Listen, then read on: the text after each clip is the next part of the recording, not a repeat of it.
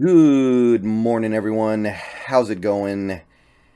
This is going to be a little bit of a difficult one to decipher, but we're going to take it on anyway. It's another episode of How Much to Keep, and we're getting pretty close to the end. There are only going to be a few more of these videos, and today we're going to talk about Al Woods, a surprising signing from last year. Somebody who I wasn't really that excited about when we got him. Wasn't that excited to give him $3 million. Really wasn't that excited to have him on the team, but he was one of our best players last year, and it could be argued was our best overall player on defense. Had probably the best year of his career, was a big part of the reason why we played great in run defense overall last year. And he is about to turn 35. So that kind of muddies the waters a bit, right? You've got a defensive tackle who just had maybe the best year of his career at 34. He's about to turn 35.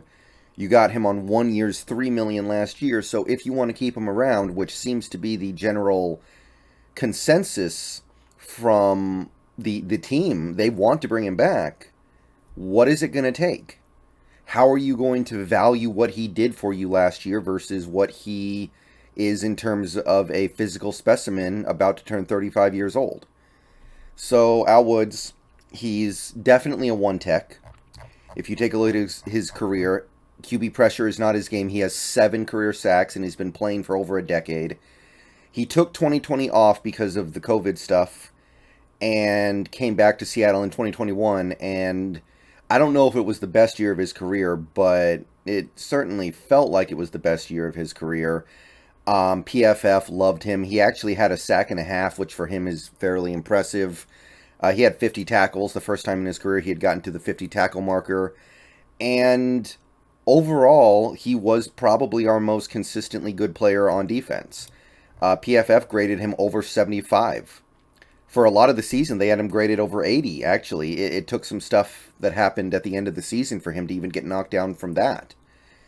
So, PFF grade of 75.4. Now, that being said, all these things are great, but what he does is not super highly valued in the modern NFL. He's a run stuffer, first, second, third, fourth, and fifth. That's what he does. And stopping the run is not something that a lot of NFL teams place a super high priority on anymore. So there won't be big money for him, but there will be some. So between that and his age, this one's difficult. So obviously he's not going to get a long-term deal. He's probably looking at a 1-year deal no matter what. And in order to find good comparisons, we have to look at players of a similar age and a similar play style. And there are not that many of those. It's not every day a defensive tackle in his mid-30s is signing a new contract. A lot of the time, these guys retire before this contract comes up. So I took a look at the list of defensive tackle contracts signed by a player who was 34 at the time of signing. Let's just start at 34. And there are not that many names on this list, and a lot of them are from so long ago, they don't really have merit anymore, right? And this is just 34. We haven't even gotten to Al Woods' actual age of 35. But the first name here, and probably the most prolific name on this list, of the one techs, that is. There's obviously guys like Sioux and Kyle Williams. Those guys made Pro Bowls. And Haloni Nada made Pro Bowls as well. But Mebane, as far as a one tech goes, somebody who's not ever asked to really pressure the quarterback, might be the most prolific guy here. He signed a 2-year, $10.5 million deal with the Chargers coming off of 2018. 2018 was the year the Chargers actually went 12-4 and made a little bit of a playoff run. So Mebane got $5.3 million a year for 2 years. He retired after the first year of this contract, however, so he didn't get most of the money here. Well, I shouldn't say most, but he didn't get a good chunk of the money here. And what he did in 2018 to earn that contract was he played in 12 games for a solid defense overall, solid run defense, 40 tackles, a sack. He played well. You would definitely say he did his job. However, If you go to PFF, they just say he was okay in 2018. They gave him a grade of 61, just pretty league average, I think. So if Al Woods wants to push it a little bit here, he can go and say, hey, look what they gave me, Bane. I played better. I'm a better player.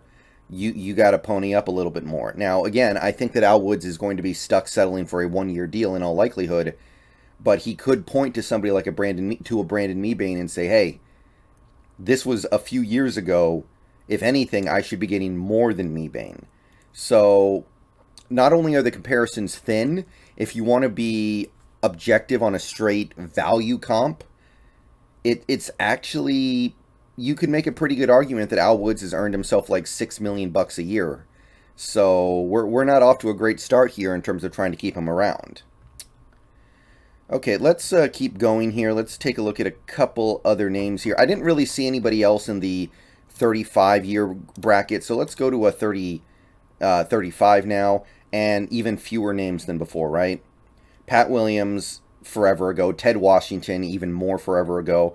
Not really looking at those guys. So the only two guys that we can really look at here at 35, which is the age that Al Woods is right now, are Steve McClendon and Domata Peko. Now, Steve McClendon was the guy the Buccaneers traded for in 2020 when Vita Vea got hurt. So Steve McClendon came in and became their effectively nose tackle, and he played pretty well for the Buccaneers after they traded for him and warranted a small extension, just like, what was it, 1.2? Yeah, basically the veteran minimum. And what he did in 2020 during that deal was get 17 tackles, 2 tackles for loss, and anchored a solid run defense. So the Buccaneers had a good run defense in 2020, and he filled in for Vita Vea somewhat admirably, probably about the best you can do. His PFF grade in 2020 was 65.5, pretty good, but we're still a ways off from the Al Woods level comp, right?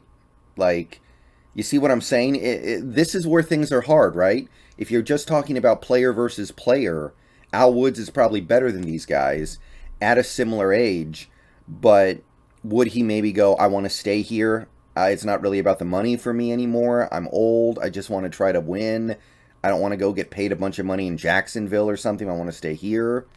Maybe. It's hard to know. And as for Domata Peko, he signed, this was the previous year, he signed for the veteran minimum 1 year, basically $1 million after 2019 in Arizona.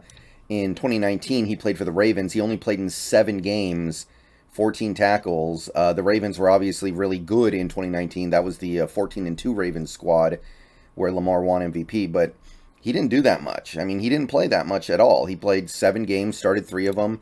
His PFF grade was about average-ish, not even 60. So, yeah, clearly Al Woods is well beyond the veteran minimum level. The hard part is narrowing in on where he actually is.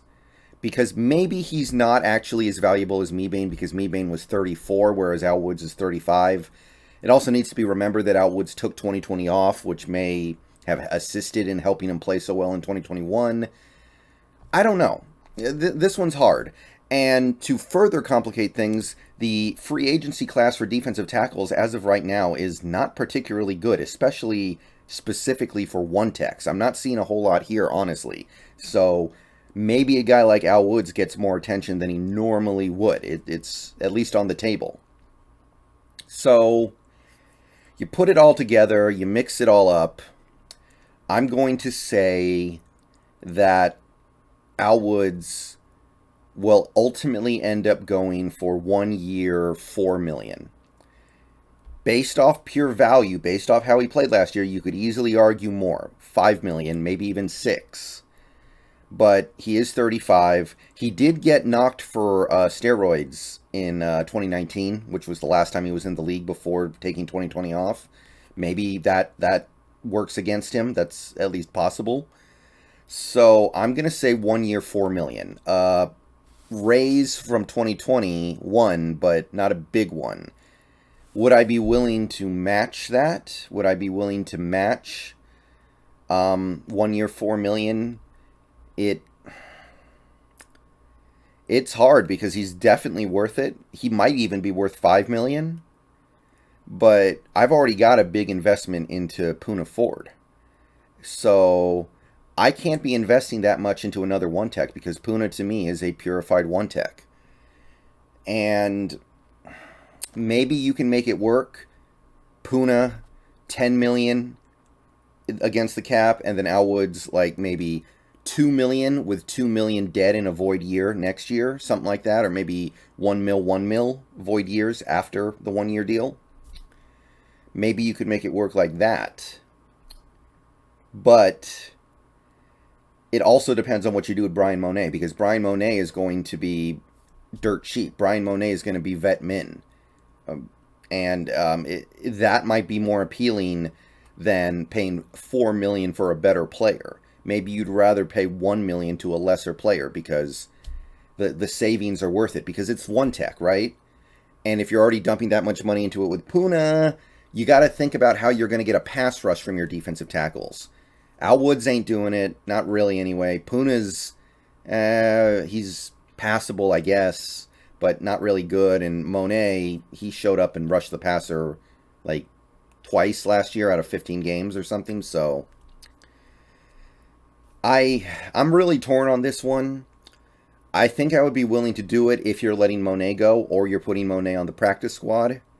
But if you're bringing back Monet, then I got to tell Al Woods to go get paid somewhere else, and he might get paid more somewhere else. But this one's hard. I could be off here, by the way. For all I know, Al Woods is at the age where he's like, hey, give me the vet minimum. I don't care. Just let me go play. Probably not, especially not after the year he had, but time will tell. All right, so that's what I say. I say 1 year, 4 million, and I say I would be willing to do that if you don't bring back Monet. Let me know what you guys think down below. I'm out of here. Go Hawks.